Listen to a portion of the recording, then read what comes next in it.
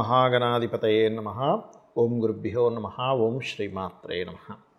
अरुणां करुणातरङ्गिताक्षीं धृतपाशाङ्कुशपुष्पबाणचापां अनिमादिभिरावृतां मयूकैः अहमित्येव विभावये भवानीं श्रीमात्रे नमः।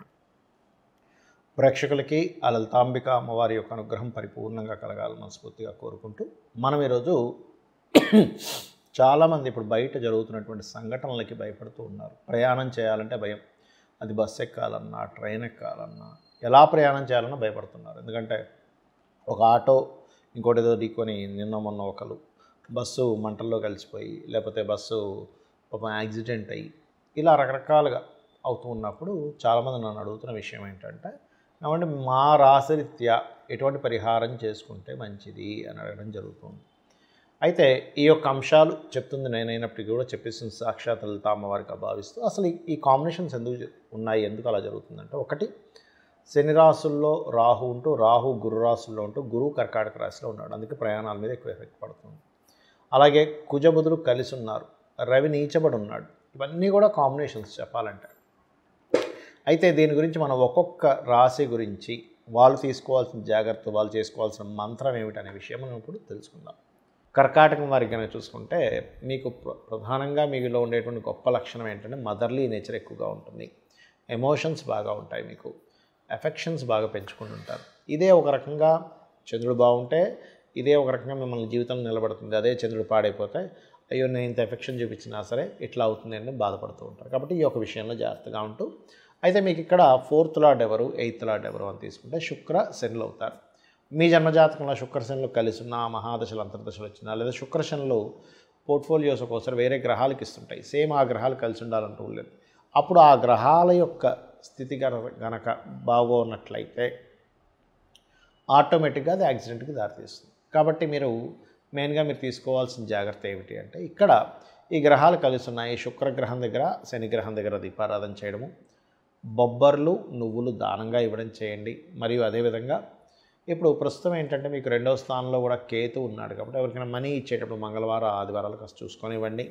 అదే కాకుండా మీకు ఈ 2వ స్థానంలో ఉండే అధిపతి ఎవరైతే, 2వ స్థానాధిపతి ఎవరైతే రవి అవుతాడో ఆయన 4వ స్థానంలో నీచంలో ఉన్నాడు. కాబట్టి ఈ యొక్క విషయంలో కాస్త జాగ్రత్త వహించండి, మెయిన్గా గుర్తుపెట్టుకోండి. అలాగే మరొక విషయం ఏంటంటే, ఇక్కడ మీకు ఉదాహరణకి తప్పనిసరి వెళ్ళవలసి వచ్చింది, శుక్ర శని గ్రహాల దగ్గర దీపారాధన చేయడము, అమ్మవారి ఆలయానికి కానీ, లేదా వెంకటేశ్వర స్వామి లేదా కాళికా అమ్మవారి ఆలయానికి కానీ వెళ్ళడము, లేదా ఇంట్లోనే అమ్మవారి విగ్రహం ముందు లేకపోతే ఏదైనా పటం ముందు ఒక్కసారి మనస్ఫూర్తిగా నమస్కారం చేసుకుని బయలుదేరండి. అది వెంకటేశ్వర స్వామికి అమ్మవారికి అలా కనుక చేసినట్లయితే ఖచ్చితంగా మీకు ఇబ్బంది అనేటువంటిది ఉండదు. మరియు ఏదైనా గవర్నమెంట్ ఆక్షన్స్లోనే, ఎందుకంటే 4వ స్థానంలో రెవెన్యూ ఉన్నప్పుడు ఎంతసేపు యాక్సిడెంట్స్ ఇవ్వాలంటూ లేదు, గవర్నమెంట్ ఆక్షన్లో ఏదో ల్యాండ్ తీసుకుంటాం, అక్కడ డబ్బులు కట్టి వాళ్ళు శాంక్షన్ చేయడానికి ఇబ్బంది, ఇట్లాంటివి జరుగుతూ ఉంటాయి. అలాగే కాస్త ఈ 4వ స్థానంలో రెవెన్యూన్నందుకు కాస్త ఈ నవంబర్ 17వ తేదీ వరకు తల్లిగారి ఆరోగ్యం విషయంలోని మీరు సండేస్ ఏదైనా ప్రయాణం చేసేటప్పుడు కాస్త జాగ్రత్తగా ఉండండి. చాలామంది అడుగుతున్న విషయం ఏంటంటే, మనం ఆల్రెడీ ఇటువంటివన్నీ జరుగుతాయని ఉగాది సంవత్సరం సమయంలోనే చెప్పడం జరిగింది, జాగ్రత్త తీసుకోమని కూడా చెప్పడం జరిగింది. అంటే ఇక్కడ ఏంటంటే మనం అర్థం చేసుకోవాల్సింది, ఇదేదో మనం చెప్పేసాం గొప్పతనం కాదు, ఇదంతా కూడా మహర్షుల యొక్క గొప్పతనం. మహర్షులు మనకి ముండేన్ ఆస్ట్రాలజీ అని ఇచ్చారు, మైథుని జ్యోతిష్యం అంటారు. ఆ మైథుని జ్యోతిష్యంలో కొన్ని సూత్రాలు ఉన్నాయి. అంటే కుజుడు అగ్రెసివ్ ప్లానెట్స్ కలిస్తే ఏంటి, అగ్రెసివ్ ప్లానెట్స్ అంటే కొంచెం కుజుడు రాహు అగ్రెసివ్ రిజల్ట్స్ ఇచ్చే ప్లానెట్స్ కనుక వీక్షణ పడుతున్నా, లేదా శని కుజుడు వీక్షణ పడుతున్నా ఇలాంటివి జరుగుతాయని చెప్పడం జరిగింది. అయితే ఇక్కడ పర్టికులర్గా ఏంటంటే ఈ నవంబర్ మాసం అంతా కూడా పర్టికులర్గా ఈ వీటి మీద వెళ్ళేది అంటే ఏంటి, నేల మీద వెళ్ళేటువంటి లేదా జలాల్లో వెళ్ళేటువంటి వాహనాల మీద జాగ్రత్తగా ఉండాలి.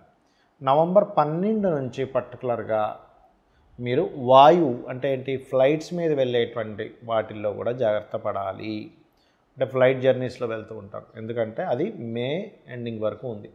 మరలా మే ఎండింగ్ తర్వాత ఇట్స్ వెరీ క్లియర్లీ అగైన్ మళ్ళీ కర్కాటకంలోకి వస్తాడు గురువు. కాబట్టి అప్పుడు మళ్ళీ కాస్త ప్రయాణం చేసేటప్పుడు, కాకపోతే నేను చెప్పేది ఒకటే, మీ అందరికీ కూడా ఒకటే సూచన, మీరు మనసులో మీ ఇష్టదైవాన్ని మనస్ఫూర్తిగా అమ్మవారు కావచ్చు, అయ్యవారు కావచ్చు, నన్ను రక్షిస్తుంది, ఆ మహాశక్తి నన్ను రక్షిస్తుంది అనేటువంటి భావనతో మీరు బయలుదేరండి. అప్పుడు ఏమీ కాదు. ఎందుకంటే చాలామంది నాకు ఈ మధ్య సార్ ఇలా జరుగుతున్నాయి, నేను ప్రయాణం చేయొచ్చా చేయకూడదు అని చాలామంది అడుగుతూ ఉన్నారు.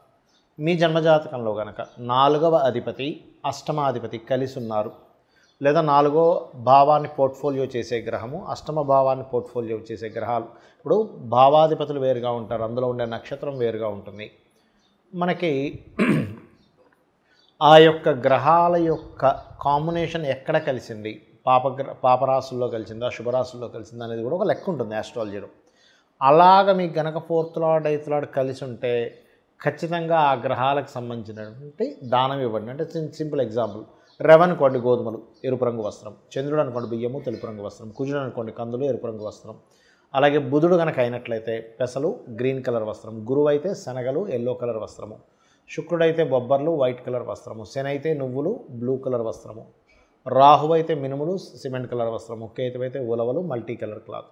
ఇలాగా ఒక్కొక్కసారి మన రాహుకేతువులకు ఓన్ హౌసెస్ ఉండవు కదా, అంటే అవి ఏ రాశుల్లో ఉంటే ఆ రాశి యొక్క తత్వాన్ని అవి తీసుకుని ఉంటాయి. అది ఏ గ్రహమైనా బట్ రాహుకేతువులకు ఓన్ హౌసెస్ ఉండవు కాబట్టి ఈ రకంగా తీసుకోవాలి. అయితే ఇందులో కనుక మీకు ఉదాహరణకు ఉచ్చస్థానంలో ఉన్నాయనుకోండి, ఏం కంగారు పడకండి, అది ఒక రకంగా ప్రాపర్టీ యోగాన్ని కూడా ఇస్తుంది. కాకపోతే ఎంతైనా 4-8 కాంబినేషన్ అనేటువంటిది కేవలం మీకు యాక్సిడెంట్ అనే కాకుండా కొంచెం మీ మదర్ యొక్క హెల్త్ విషయంలో కూడా చూసుకోవాలని దాని యొక్క అర్థం. అంటే తనకి ఏదైనా చిన్న చిన్న సర్జరీస్ మంచి ఫ్రూట్ఫుల్ సైన్స్లో ఉంటే ఒక్కోసారి చూడండి, మనం ఏదైనా చిన్న సర్జరీ ద్వారా లాంగ్ టర్మ్ ప్రాబ్లం పోగొట్టుకోవచ్చు అని చేయించుకుంటారు. సమస్య కాదు అది, చేయించుకుంటుంటారు. అటువంటివి కూడా పనికొస్తాయి ఇక్కడ. అయితే ఇక్కడ మీరు మరి ఏమిటండి, ఇప్పుడు ఫ్లైట్ ఎక్కుతాము, ఫ్లైట్ మీరు నవంబర్ 12 తర్వాత నుంచి ఫ్లైట్ రిలేటెడ్ సంబంధించిన ప్రయాణాలు కూడా జాగ్రత్తగా ఉండాలి అని చెప్పి మరీ ప్రత్యేకంగా చెప్తున్నారు కదా. మరి ఏమిటి అంటే నేను చెప్పేది ఒకటే గుర్తుపెట్టుకోండి. ఇక్కడ మీరు ఎందులో ప్రయాణం చేసినా మీరు చూసుకోవాల్సింది ఒకటే, మీ జన్మజాతకంలో ఆయుష్ కనుక బలంగా ఉంటే, మనం చూడండి ఆ రోజు ఒక ఫ్లైట్ పడిపోయినప్పుడు ఒక అతను మాత్రం ఏదేదో ఫ్రెష్గా అప్పుడే స్నానం చేసి బయటకు వచ్చినట్టుగా వచ్చేసేట అక్కడక్కడ నడుచుకుంటూ. అంటే ఏమిటి, అతనికి ఆయుష్ ఉంది. మొన్న జరిగిన బస్సు యాక్సిడెంట్లో కూడా కొంతమంది బ్రతికారు, కొంతమంది పాపం చాలా బాధాకరమైనటువంటి అంశం, అది మరణించారు. కాకపోతే నేను చెప్పేది ఒకటే, మీరు ఇంకా మీ యొక్క జీవితంలో ఈ భూమి మీద మీరు ఏ కర్మ చేయడానికి వచ్చారో, ఏది అనుభవించడానికి వచ్చారో అది కనుక అయిపోయింది అంటే మాత్రం ఆ పరమాత్మ, అంటే మన యొక్క కర్మ పరమాత్మని కదా, మన యొక్క కర్మ ఏదో రూపంలో అక్కడ కంప్లీట్ అయిపోయినప్పుడు అది నిద్రపోతూ కూడా పోయేవాడు ఉంటాడు, యాక్సిడెంట్లో కూడా పోయేవాడు ఉంటాడు, లేకపోతే రకరకాల ఫుడ్ తింటూ నీళ్లు తాగుతూ కూడా పోయేవాడు ఉంటాడు. దాన్ని ఎవరో ఆపలేరు. కాబట్టి దాని గురించి టెన్షన్ పడకండి, ప్యానిక్ అవ్వకండి. మీకు కనుక ఇంతవరకే ఉంది నా కర్మ, దాని తర్వాత ఇంకొక జన్మ ఉంది, ఇంకో దగ్గర ఇంకొక లైఫ్ ఉంది, ఒక మంచి లైఫ్ ఉంది అన్నప్పుడు ఆ మార్పు జరుగుతుంది. దీన్ని మనకి శ్రీకృష్ణ పరమాత్మ చాలా స్పష్టంగా చెప్పాడు. దీని గురించి ఆలోచించరు అని. కాకపోతే ఇక్కడ ఏంటంటే కొన్ని మానవ తప్పిదాలు ఉన్నాయి. అంటే రోడ్లు సరిగా లేకపోవడం, వీటి వల్ల కూడా యాక్సిడెంట్ అవుతుంది. కాబట్టి మనం విజ్ఞతతో మనం ఏ ప్రాంతంలో ఉంటామో ఆ ప్రాంతంలో వాటిని పట్టించుకొని ఆ యొక్క నాయకులకు చెప్పడం కూడా మన బాధ్యతగా తీసుకుంటూ ఉండాలి. కాకపోతే గ్రహస్థితులు ఇలా ఉన్నప్పుడు మనం ఇంటి నుంచి బయలుదేరేటప్పుడు గుర్తుపెట్టుకోండి, ఇంటి నుంచి బయలుదేరేటప్పుడు పర్టికులర్గా ఇంకొంతమందికి ఒక వారం బట్టి కూడా ఉంటుంది. అంటే కొంతమంది చేసుకుంటారు అలా కూడా. అలా అయితే ఉదాహరణకి ఆదివారం అనుకోండి నారాయణుని, సోమవారం అనుకోండి ఓం రాజరాజేశ్వరి నమః, మంగళవారం అనుకోండి స్కందుణ్ణి, బుధవారం అనుకోండి ఓం విష్ణవే నమః, లేకపోతే ఓం నమో నారాయణాయ, లేదా గురువారం జయ గురుదత్త శ్రీ గురుదత్త, లేదా శుక్రవారం శ్రీమాత్రే నమః అనుకుంటూ బయలుదేరండి. శనివారం ఓం నమో వెంకటేశాయ. ఆ రకంగా కూడా మీరు బయలుదేరవచ్చు ఇంటి నుంచి. ఖచ్చితంగా మీరు ఇబ్బంది అనేటువంటిది తగ్గుతుంది, ఎటువంటి యాక్సిడెంట్స్ పాలవకుండా ఉంటారు. శ్రీమాత్రే నమః.